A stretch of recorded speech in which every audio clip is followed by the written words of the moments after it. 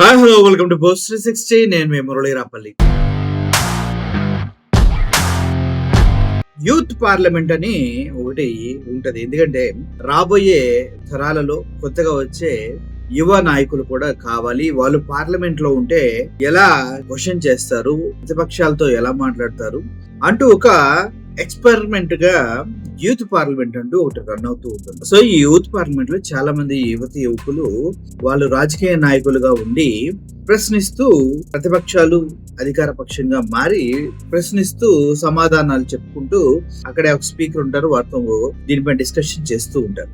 So ఇది regular గా జరిగేటువంటి ఒక ప్యాటర్న్. కానీ ఈసారి ఒక అమ్మాయి మాట్లాడిన విధానం చూస్తే ప్రతి ఒక్కరికి అర్థమవుతుంది ప్రస్తుత గవర్నమెంట్ ఎంత ఫెయిల్ అయిందో. బీజేపీ గవర్నమెంట్ చేతకాంతరాన్ని చెప్పుతో కొట్టినట్టుగా అతను ప్రశ్నించి ముందుకు వెళ్ళడం జరిగింది. ఏంటి అసలు ఏం జరిగింది? ఆ పాప ఏ గురించి మాట్లాడిందంటే, పెహల్గామ్ అటాక్ పైన ఆవిడ మాట్లాడుతూ సెక్యూరిటీ ఫెయిల్యూర్ కి కారణం గవర్నమెంట్ కాదా, చేతకాని గవర్నమెంట్ కాదా ఇది అంటూ తను మాట్లాడటం జరిగింది. ఎందుకంటే ఇంత ఇంటెలిజెన్స్ పెట్టుకొని, ఇంత నాలెడ్జ్ పెట్టుకొని సెక్యూరిటీ ఫోర్సెస్ అని ఎక్కడ నిద్రపోతున్నాయి, వాళ్ళు వచ్చి మన వాళ్ళని కాల్చి వెళ్ళిపోతే కనీసం ఇప్పటిదాకా వాళ్ళని పట్టుకొని కూడా పట్టుకోలేదే అంటూ ఆ పాప మాట్లాడిన మాటలు వింటూ ఉంటే చాలా చాలా చాలా చాలా చాలా కరెక్ట్ అనిపిస్తుంది. ఒకసారి మీరు కూడా ఆ పాప మాట్లాడిన మాటలు వినండి. ఎందుకంటే దీన్ని మనం చూపించలేము కదా, ఇప్పుడు రూల్స్ మారినాయి.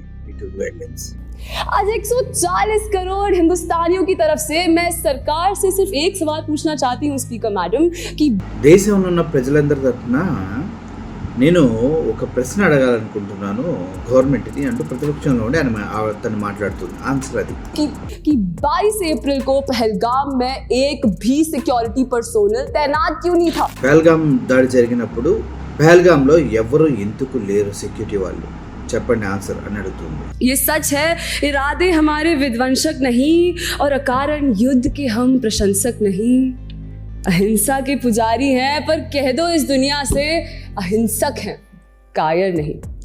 Greetings to the members of the house.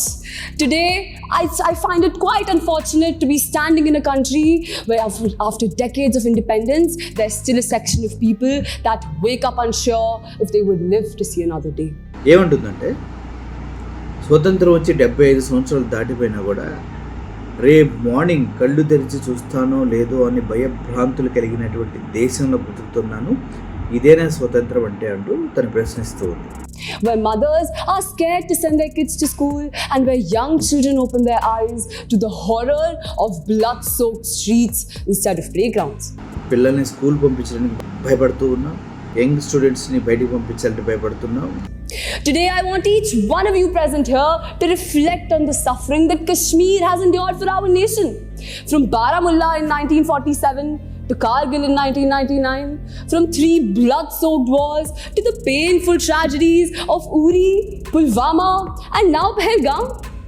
आज 140 करोड़ हिंदुस्तानियों की तरफ से मैं सरकार से सिर्फ एक सवाल पूछना चाहती हूँ स्पीकर मैडम कि 22 अप्रैल को पहलगाम में एक भी सिक्योरिटी पर्सोनल तैनात क्यों नहीं था?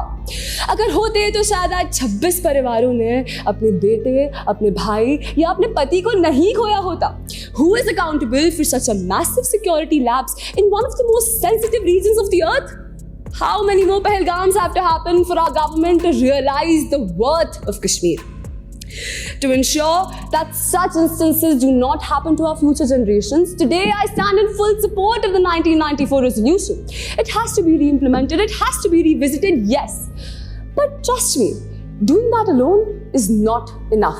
पाकिस्तान की सरहदों पर कुछ फटाके जलाने से वो देश ना कभी सुधरा है ना सुधरेगा. If India wants action, it has to switch to aggressive diplomacy.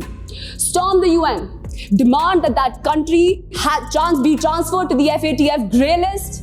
Put sanctions on it and ensure that no one globally trades with it.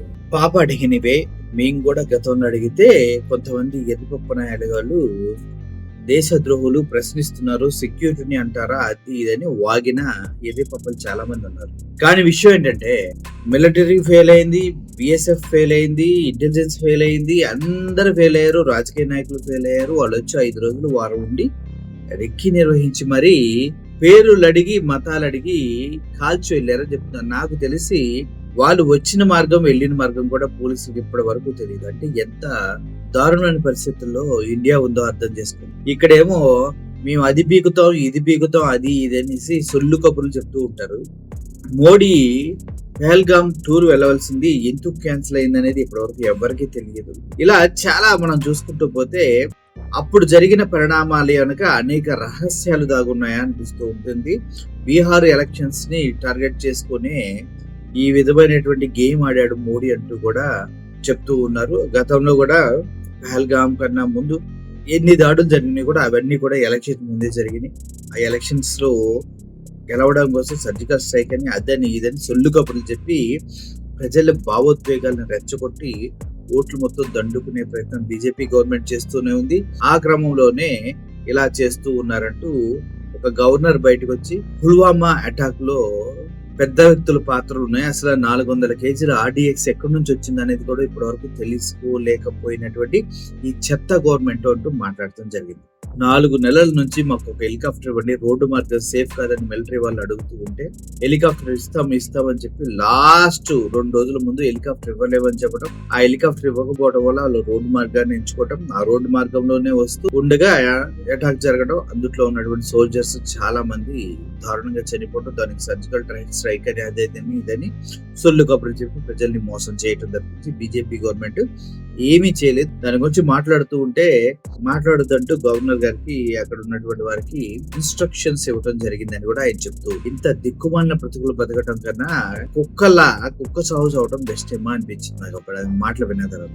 So ఇప్పుడు ఈ పాపకు ఉన్నటువంటి ధైర్యం కూడా మోడీకి లేదు. ఈవిడ మాట్లాడిన మాటలు వింటే మోడీ ఇక్కడ తలపెట్టి చచ్చిపోవాలో ఎవడికి తెలియదు. ఎందుకంటే ఇంత సెక్యూరిటీ ల్యాబ్ జరిగితే ఒక్కడు కూడా దాని గురించి పట్టించుకోకపోగా ఇదేదో దేశంలో హిందువుల పైన జరిగిన దాడిగా అభివర్ణించి, దేశం పైన కాదు దేశంలోని హిందువుల పైన జరిగినటువంటి దాడిగా అభివర్ణించి దాన్ని ఓట్లుగా మార్చుకోవడం కోసం ఎంత తాపత్రయపడ్డారో దేశంలో ఏ ఒక్కరిని అడిగినా చెప్తారు, అవునా కదా. Thank you for watching this video. Murali signing off.